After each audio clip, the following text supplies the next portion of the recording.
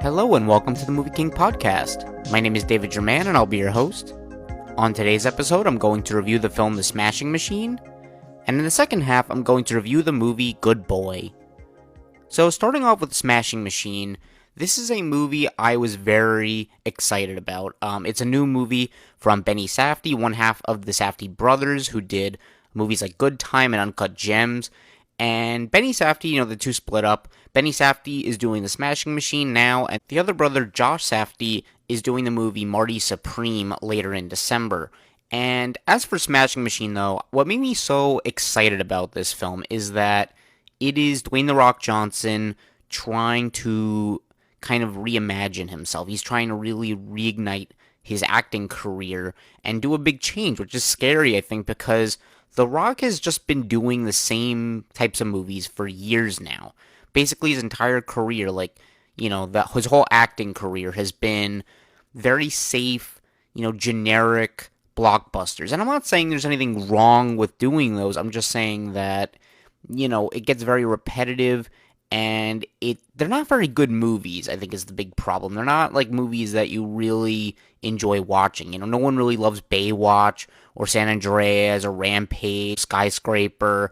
They're all just pretty mediocre movies. And The Rock wants to take himself seriously now. He wants to really be seen as an actor, especially when you've had a lot of other wrestler turned actors like John Cena and Dave Bautista. They're doing really interesting stuff now, and I think The Rock wants to be seen in that same light. So now he's doing The Smashing Machine, based on a story about a MMA guy, Mark Kerr, and the movie is basically kind of like a recreation of this documentary that came out a long time ago. It's kind of doing some similar stuff to that, but in a more, it's just more of a film. Like we're just getting real performances out of it. Like it's not a documentary. This is just like people acting, and it can do a little more of just kind of like different storytelling with it. And I thought the movie had a ton of potential. I mean, you had Emily Blunt in here, and she's probably like my favorite actress ever. So I just think this movie could have been super, super good, which is why I'm really bummed that I thought the movie was just okay. It really doesn't do anything special. It's so disappointing because you had so much that could have been great about it. I mean, the Safdie brothers are great filmmakers. Good Time and Uncut Gems are both movies I really like a lot. And I think they're very intense films, and I thought The Smashing Machine would kind of be able to recreate some of that magic. To me, it doesn't really do that. I think it often comes across as just kind of like a slog. It's a little boring. It's slow. Don't get me wrong, it has things I liked. Just kind of getting to those things, I think The Rock does give a good performance. I don't think it's anything outstanding, to be honest. Like, I don't think it's going to get him an Oscar nomination, to be honest. And that's something that maybe people don't want to hear. I totally, wanted to say, yes, The Rock knocked it out of the park. He's going to get, an Oscar. Maybe he will. I don't know. Maybe he will. I don't think he's going to. I think he was good. Maybe very good, even. I just don't think it was, anything outstanding. And I think the movie looks good. It's shot very well. It sounds really good. There's some good sound mixing and sound editing. And, there's a lot of stuff that, works in the movie's favor technically, but I just think on a story level, when you're looking at the script, you're looking at what was this movie trying to say, I don't really feel like it was going anywhere. It wasn't saying much of anything. The movie just kind of goes in circles a lot of the time. You have, three big, sort of talking points the movie does. One is about, Mark Kerr's drug addiction and sort of his spiral into that. Another thing is his relationship with his girlfriend. And then you also have, him just trying to be the best fighter that he can be, and sort of his quest to just always win, and how, he's scared to lose. And I don't think any of these three things really culminated in anything. It should have been, one of them should have just been, the primary focus of the film and just really taken the lead, and then maybe, some of these other things would kind of intersect and make a larger whole. But I don't feel like that happened here. I feel like everything was just kind of doing its own thing, nothing really kind of, and that's what I'm trying to get at with, like, it doesn't feel like they really put much effort into story here. It just feels like, here's a random part of this guy's life, and here's another random part of this life, and, here's another thing, and it just doesn't feel like anything was building. It just doesn't feel like anything was coming together in the way it needs to, in a way a movie should have. A lot of movies, like good ones, will really take the time to establish certain things and make sure that everything just kind of feels like, okay, this is earned. This is why we care about this, and this is how maybe this subplot affects this other thing going on. Like, this is how, Mark Kerr's relationship issues can affect his fighting and affect maybe his drug addiction, but that doesn't really happen. Like, it just really feels like, oh, suddenly he's addicted to drugs, and suddenly he's having a fight with his girlfriend, and suddenly, other things are happening. It just doesn't really feel like anything's very cohesive, and I don't think that was a mistake. Like, I think that was, kind of intentional. I think that Benny Safdie was really just trying to make a very authentic and realistic portrayal of Mark Kerr. But to that, I also say, why not just watch the documentary then at that point? If you're doing that, then why not just watch the documentary? I mean, if you're just, all you're doing here is just making a showcase for The Rock. And unfortunately, that's kind of what this movie feels like. It just feels like, a giant kind of plaster of like, oh, this is why The Rock is a great actor. And not a movie that's saying, this is the story of Mark Kerr that is brought to life by The Rock. And I just think the whole movie needed so much more out of it. I think the whole thing just kind of left me wanting more. And the whole time I was just like, nothing really feels like it's happening. I was just, again, kind of bored watching it. And that's really unfortunate, because I think this could have been so good. You take a look at the movie like The Iron Claw from a couple of years ago. That movie was similar subject matter, but just did it in a more effective and emotional way. But meanwhile, The Smashing Machine, I think the parts are there. Like, it has these parts that are all solid foundations, but nothing builds to something that I can really say, oh wow, I really liked watching that. I don't know. So this is like a movie that, in a weird way, there's not even that much to really dissect or talk about. Like, it's a movie that I wanted to be a lot more passionate about than I am. Again, I think it has parts that are solid and parts that do work, but I just wasn't feeling much watching the film. I honestly just was really not impressed by it, and I hope that, The Rock does get a better chance in the future to really put his performance in a great movie. And maybe this movie will work for some people more than it did for me. If you're fine with not really having a story, and you're fine with just watching, kind of these random sequences play out, then I think this movie could work for you. To me, it needs a story that has a great, build up and, just kind of a traditional 3-act structure. I'm not even saying it needs a 3-act structure, but it needs at least payoff. It needs to have that feeling of, okay, we're building to something, and now we can kind of release and have satisfaction out of it. I don't feel like this movie was satisfying to me, and that's just kind of where it fell apart. So, no, I don't think The Smashing Machine is a very good movie, unfortunately, and I don't think it's going to really be up for any awards either. Maybe a Golden Globe or something. I don't think it's going to be up for the Oscars.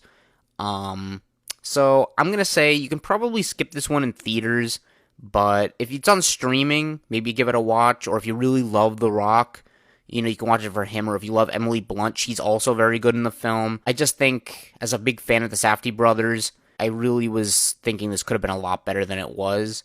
So I'm going to rate The Smashing Machine a C+. Alright, and next up is a film called Good Boy. This is an interesting film, I will say. I did not have this movie on my radar at all until a couple months ago. I don't think anyone really did, but all of a sudden it kind of trended online. And it's really because of the premise of this movie. It's a horror film from the perspective of a dog. And you might, hear that and just say, what? What the heck does that mean? What do you mean the perspective of a dog? And kind of what this movie is it's really just some scary things happening to a dog's owner that only the dog can see, and the dog's just kind of seeing all this stuff happen and trying to like warn the owner. It's kind of like Courage the Cowardly Dog, that cartoon, if you ever watched it. I loved that show as a kid. This movie's kind of like the much more serious and realistic, interpretation of that. And the dog doesn't talk. It's not like the dog can, go to the owner and say anything really. It's just kind of like more experimental, where you're just kind of watching a dog react to stuff. And I think everyone like loves dogs and is just kind of like, oh, don't hurt the dog. That's kind of the big thing in this movie. Like, oh, if anything happens to the dog, I'm gonna be so mad. And this movie was pretty unique for that. I mean, it's just we never really see this type of film where we're really in these kind of different perspectives much. We had a movie a few years ago where it was kind of like from the perspective of the killer in like a slasher movie, and this is just kind of another case of like, okay, we're doing the perspective of a dog now, just kind of observing these things happening. And I'll say this is a movie that I appreciate, I think, more than I really liked it. It's not a bad movie at all. I actually think it has some good stuff in it, and I think as a whole, it's a movie that really does try to do something unique, and it's actually well shot. And the movie just probably has a very, very low budget. I remember at the end of the film, they had like this thing after the credits that kind of explained some stuff about the making of the film.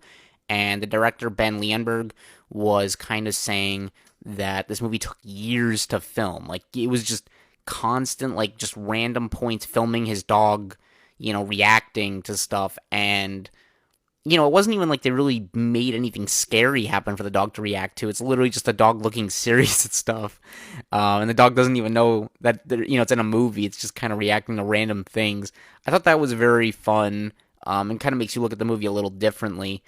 But I don't know. It's not a movie where there really has much of, I don't know, similar to Smashing Machine, I guess. It's not like there's much of a story here. It's just kind of like, okay, the dog's seeing some stuff, the dog's a little scared, it's having a vision now, it's trying to warn the owner, and it gets a little repetitive in that way. Thankfully, the movie is not long at all. I think it's only like a little over an hour with credits, so you can finish this movie very quickly, but it does still feel like it has some length to it, just because there's not a whole lot happening. The script is okay. Just kind of has like some weird contrivances happen where like, the dog's owner is just watching these really like old recordings at his house, and you're just like, why are you watching this? Like, no one would just watch this randomly like that. And it's just all because you need exposition, because there's not really much else to explain otherwise. And you have like a couple other little side characters who have like a thing to do, and it just feels like things that are happening because the movie needs them to happen. Honestly, I think my biggest complaint with the movie is that I wish there was more of a connection between the dog and the owner. I think the owner, first of all, I don't think his acting was all that great. I felt like I was watching someone who just never acted before. And I'm not saying, that's the actor's fault, really. I don't know whose fault that was. It was just like bad casting or bad delivery. I think it was bad writing too, partly.